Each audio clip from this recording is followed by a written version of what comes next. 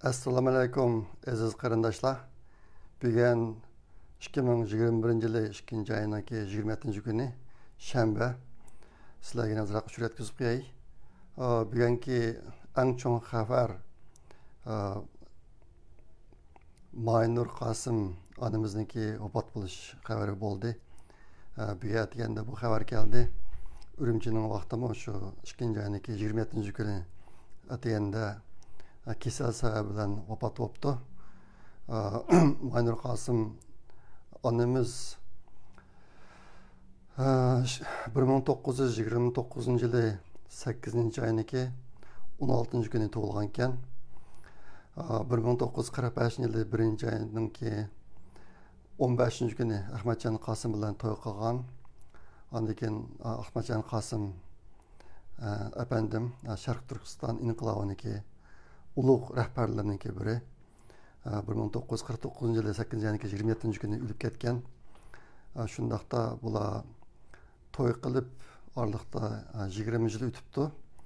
O'lib ketgan. Nima to'y qilib emas, nima Maynur Qosim xonim 25 kirgan vaqtida Ahmadjon Qosim efendim to'yib ketibdi. Shundan keyin marhum Maynur Qosim onamiz to'y qilmay ikki bolasi, ondan keyin 5 nevarisini beqib taki bugungi kungachilik ota yashab kelgan ekan. Shu hozir endi jami 91 yoshdan eshibdi. O yil bo'yicha hisoblagan vaqtida 91 yoshdan eshibdi. Marhum onamizniki yotgan yeri jannatda bo'lg'ay. Men Maynur Qosim onamizniki oila a'zolariga sabr tilayman hamda kuch-quvvat Allah'ın kuch-quvvat ato qilishini tilayman. Endi mush ish munosabati bilan bir gapni deb qo'yg'im keldi. Ahmadjon Qosim Sharq Turkiston inqilobiniki ulug' rahbarlaridan biri. Naytik ko'zi ko'ringan cho'ng to'plarni qo'shgan bir kishi. Yaqinqi bir qancha yillarda bu efendim haqida qalamqonga qildigan ahvollar ko'rilgan Uyg'urlar ichida. Meniki bir ta'kidlab qo'yganim Uyg'ur xalqi, Uyg'ur millati bir ulug' millat. Muvofiq payt kelgan vaqtida Ahmadjon Qosimdek o'zimizniki ulug' zotlarga shu ishni qilishga shart tutishadigan salohiyati bor kishilar tarafidan muvofiq baho beriladi vaqt kelgan chog'da. Hozirgi bizniki birinchi vazifamiz vatanda o'lib ketib qolgan, ko'p sonda o'lib ketib qolgan Uyg'urlarning o'lib ketish ahvolini to'xtatish. Bu birinchi cho'ng vazifamiz. Ikkinchisi vatanni qo'limizga qaytarib kelish. Undan keyin shart tutishadigan salohiyati bor kishilar tarafidan Ahmadjon Qosimniki hayoti va boshqa inqilobchilarga qarata muvofiq baholarni o'tirib chiqaradi vaqti kelgan vaqtida. Uniki hozir vaqt emas. Bo'libmi bunday ishlar qo'ldan kelmaydigan, unga sayohat to'shmaydigan kishilarniki texmi bunday ishlar, bunday cho'ng masalada qalamqonga qilishiga yo'l qo'ymasligimiz kerak. Ayta gaplarni anglasak, uni parvo qilmasligimiz kerak. Men mush bir ishni deb qo'yay. Ahmadjon Qosim Sharq Turkiston inqilobining bir ulug' rahbari. Bu bir haqiqat. Bu kishilarning andaminat deyish bilan tavrab qolmaydi.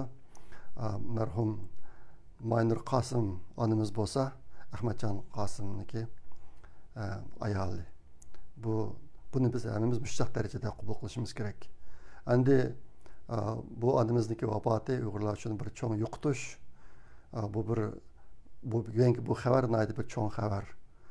Bu ishlarga hammamiz shunday muomala qilishimiz kerak. Bu vaqtda hozircha men shu yerda to'xtalay. Ondan keyin ikkinchi cho'ng xabar shu oldingi 10 kunlik vaqtning ichida ikki davlatdan Xitoylarniki Uyg'urlar qaratgan siyosatini irqiy qirg'inchilik, insoniyatga qarshi jinoyat degan bahoni berish bo'ldi. Bu ishda eng dastlabida Amerika qildi. O'tgan yil 12-oyda. Ondan keyin bundan bir hafta burun Kanada parlamentida o'xshash qarorni oldi. Xitoyniki uyg'urlatgan siyosati, Uyg'urlarga keltirgan zulmi, irqiy qirg'inchilik degan. Endi tünögün bo'lsa, Gollandiya parlamentimi o'xshash qarorini oldi. Bu uchinchi davlat bo'ladi Gollandiya. Gollandiyaniki bir cho'ng bu qatimki mustaq bir qarorni elishniki cho'ng ahamiyati Gollandiya Yevropa Birligiga tava bir davlat bo'lganligi uchun Yevropa Birligidagi qolgan davlatlarniki bu ishni qilishiga nihoyatda zo'r turtki bo'ladi.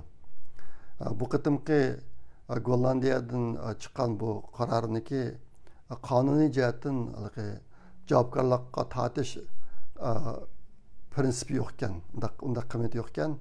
Shundaq bo'lsa-mu, Xitoyniki Uyg'urlarga qaratgan, Uyg'urlar ustidan yurgizgan bu jinoyatini irqiy qirg'inchilik deb e'tirof qilish biz Uyg'urlar uchun intayin cho'ng ahamiyatga ega. Yevropa birliklari hammasi bu ishlarni qilishga boshlasa, eng oxirida xalqaro Xitoy hukumatiniki bosh amaldorlari ustidan qonuniy tadbir qo'llanishga majbur bo'ladi, shunday qiladi deb o'ylayman men. Shunga bu ishlarniki qiymati intayin zo'r. Hozir 3 davlat bo'ldi. Yevropadan bir davlat, Gollandiya bu ishni qildi. Endi nurg'un qarindoshlar hozir qadar bir ishga intayin hayron bo'lib keldi. U nima desa, bu Xitoyniki Uyg'urlarga qaratgan bu jinoiy qilmishlari, buniki hozir paketlari hamma yerda bor. Shundoq cho'ng ko'p paketlar o'tirib chiqqan. Ashta bir ahvolda nima uchun xalqarodagi nurg'un davlatlar, bo'libmi g'arb davlatlari buni e'tirof qilmaydi degan bir masala bor. Bu xalqaro siyosat ilminiki bir qismi amaliyotda u nima desanglar, agar chet eldagi boshqa davlatlar Xitoy davlatiniki hokimiyati yurgizgan, sodir qilgan irqiy qirg'inchilikdan iborat jinoyatini e'tirof qilsa, boshqa davlatlar uning qarta tadbir qo'llanishi kerak. Ashta majburiyat va xalqaroda. Agar boshqa davlatniki jinoyatini e'tirof qilsangiz, siz unga qarta tadbir qo'llanishingiz kerak. Ashta bo'lgani uchun nurg'un davlatlar oldirab e'tirof qilmaydi. Nurg'un davlatlar Xitoyniki Uyg'urlarga yurgizgan jinoyatini, irqiy qirg'inchilik jinoyatini e'tirof qilmaydi. Sababi e'tirof qilsa tadbir qo'llanishi kerak. Ashta bo'lgani uchun. Ashtaqdimi yaqinki shu 2 oy ichida Xitoyniki Uyg'urlar ustidan yurgizgan jinoyatini irqiy qirg'inchilik deb e'tirof qilish jihatda intayin cho'ng biz xarakterlik ilgirlash bo'ldi. Xudoyim bo'lsa, bu ishlar bundan keyin shuncha davomlashib, eng oxirida Xitoy hokimiyatini javobgarlik tortadigan yerga olib bordi deb o'ylayman men. Shuning bu jihatdagi ishlardan biz hammamiz xushal bo'lishimiz kerak. Uyg'urlarniki irqiy jihatdan qirg'inchilikqa uchraganligiga emas, Xitoyniki shunday jinoyatini xalqaroga e'tirof qilganligiga xushal bo'lishimiz kerak. Shunga bu haftadagi bir cho'ng xabar. Ondan keyin mushunga agishib, Gollandiyada Dent partiyasi degan bir partiya var ekan, Denk partiyasi degan bu asosan bunda turklar ko'p ekan bu partiyaniki a'zolarining ichida. Ular 10 mingdak Uyg'urlarga ko'chmanlik sayti bersin yoki qabul qilsin Gollandiyaga degandek qarorlarni o'tirib tashlabdi ekan. Bu qatimki parlamentda bilet tashlashga u o'tmabdi. Endi meniki ba'zi yaqin do'stlarimniki deb birishicha Gollandiyada amaliyotda Uyg'urlarni shartsiz qabul qilish bir siyosati bor ekan, allaqachon yo'l qo'yilib bo'lgan ekan. Hozir qadar Gollandiyadan bir Uyg'urni qaytarib o'tmabdi. Shunga bu ishlar davomlashib turibdi. Gerçi Denk partiyasiniki bu o'tirib bir xil qonun loyihasini parlament hukumatlar tasdiqlamagan bo'lsa-mu, bu ish Uyg'urlarni Gollandiyaga qabul qilish ishi davomlashayotgan bir mezgil bo'ldi. Bundan keyin o'xshash davomlashadi deydi meniki yaqinlarim. Amaliyotda shunga bu bir yaxshi xabar ekan. Hozir endi Amerikadami shu Sharq Turkistonlik yerlik millatlar bo'lib Uyg'urlar mushlarni Amerikaga ko'chman bo'lish yoki Amerikaga kelib bo'lgan Uyg'urlarniki salohiyat masalasi, yeşil kart elish, Amerikaning nopisi kirish, işini asallaştırış cihetlarda Amerika parlamentindeki Avam Palatası'da bir kanun layihasi o'tirib chiqdi deydi. Bu gaplar ijtimoiy tarmoqlarga chiqdi, WhatsApp, Signal degandek. Ehtimal yaqinda bu jihatdami ba'zi cho'ng xush xabarlarni anglashimiz mumkin. Buni bir tilga qo'ygim keldi. Endi oxirida deb qo'ydigan yana bir ishim bundan bir hafta burun o'tgan shanba kuni, naq bir hafta bo'ldi hozir. Men Facebookda Turkiyada uyda turib internet orqali o'qishda qiynalib qolayotgan o'quvchilarga tablet olib berish jihatda bir iyon to'plash faoliyatini boshlagan Uyg'ur Project Fondi nomidan bo'lgan saq bir hafta bo'ldi. Aslidagi nishon $5000 edi. 3 kun ichida $5000 to'shdi. Yetti kunga shuningdek uni o'stirib 8000 ga 10000 ga o'stirgan. Bugunga qadar hozir Facebookda to'plangan iyona $9308 bo'ldi. Bundan boshqa men Twitterga inglizcha mush ishqa yana qilish haqida bir iltimos chiqargan. Uningga ozroq odamlar ovoz qo'shdi. Jami 8 odam ovoz qo'shibdi. Uniki bir qanchasi Uyg'ur qog'allar chet ellik. Ulardan yig'ilgan pul bak ko'p emas. Ular yuqorisi $50, tuvini $8 degandek berib jami $247 pul yig'ilibdi. Undan boshqa yana Gollandiyada bir qarindishimiz €300 yani qildi. Uni bevosita qildi. O pulni miniki bizim Uyg'ur Project Fondiniki Gollandiyadagi vakili ilib olmoqchi. Ondan Turkiyadan bir qarindishimiz 1000 lira, yani bir qarindishimiz 4000 lira yani qildi. Bu pulni bevosita qildi. Uni Turkiyadagi vakilimiz ilib oldi. Ondan keyin Amerikadagi bir saptishimiz bizniki shu Uyg'ur Project Fondi uchun xizmat qilayotgan bir saptishimiz $1000 yani qildi shirkat orqali. Shirkati bu $1000 yana $1000 qo'shib birdiki. Ashtaxta $2000. Bu pulniki $1000 tablet uchun sotmoqchi. Qolgan $1000 hozir Turkiyada elib kelayotgan yana bir projekt bor. Shuningga atadi bu bizning saptishimiz. Bu pullar shu bilan yetkazildi. Ashuna qilib bu qatimki yan to'plash ishi odamni intayin xushal qildigan darajada nihoyatda o'ngishli bo'ldi. Men bu ish uchun kuch chiqargan barliq to'pi qo'shgan barliq qarindoshlarga chin ko'nglimdan rahmat aytaman. Facebookda iyon qilgan qarindoshlarniki soni 110 dan oshdi. Men bugun aniq sonini ko'rishni unutib qolibman. 110 dan oshdi. Shunaqda jami hozir 120 dan ko'p odam iyon qildi. Pulning miqdori $10,000 dan oshdi. Menga Facebookdan bir xat kelibdi.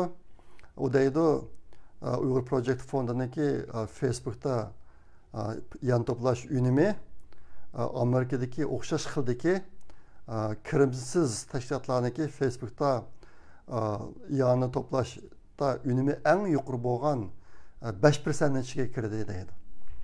Uyghur Project Fondi mushtaq ishda eng yuqori unum qozongan 5% tashkilotlarni ichiga kiribdi. Bu mu Uyg'urlarniki bir g'alabasi. Biz mushundan hozir chet eldagi Uyg'ur qarindoshlarniki, Uyg'ur xalqiniki qaysi darajada qo'zg'alganligini ko'rib olamiz. Bunda ishlar burun xil tashqi to'xtaydi, bir necha oy ketadi. Shunga sizlarga men qancha rahmat aytsam ozlik qiladi. Bu ishda to'p qo'shgan barliq qarindoshlarga ko'pdan ko'p rahmat. Eng oxirida deb qo'ydigan bir ish, menga tunugun bizniki NASA'dan bir email keldi ekan. Baş shtabidan. NASA'niki baş shtabi Washington DC'da. Aşağıda bir bina qurib saptı yaqinidan. Uningga shu NASA'ga xizmat kirgan tunji qartallik xonim Mary Jackson deydi. Shu xonimniki ism bilan nomirdigan bo'pti binoga. Yaqinqi yillarda Amerikada qartalliklarga ko'ngil bo'lishni yuqori to'lqinda hozirmi. NASA'niki maqashimi shunda ishlarniki birsi endi qartalliklarniki o'rnini muayyanlashtirish jihati ilib berilgan bir ish. Meniki bu gap buni ko'rgandan keyin esimga kelgan esimni kashgan bir ish endi.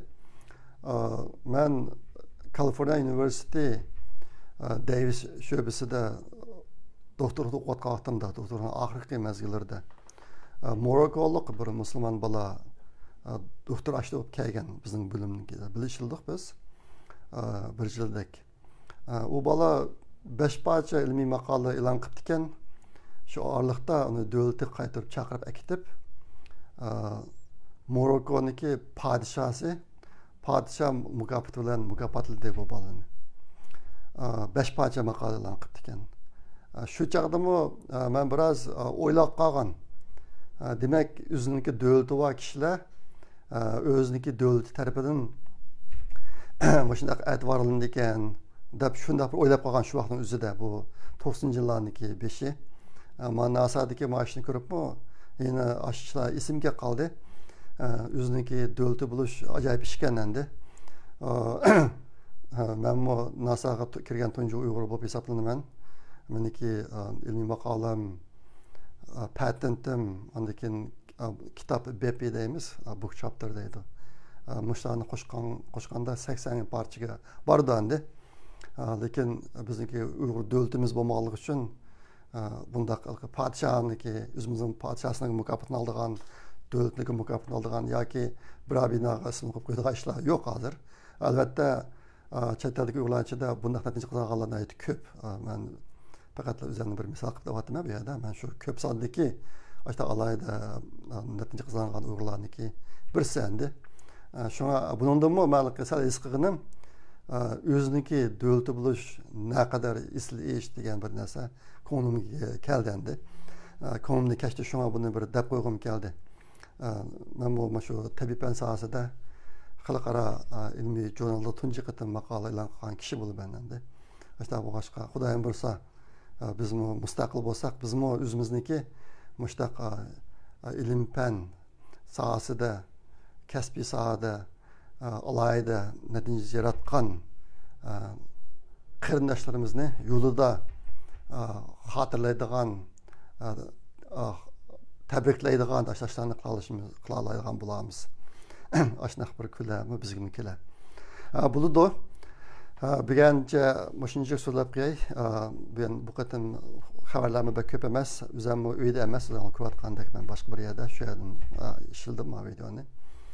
Xudoyim bo'lsa, kelar hafta ko'rishimiz. Maqolamsa xayr xo'sh, Allohga omonat, ko'rishishga omon bo'linglar.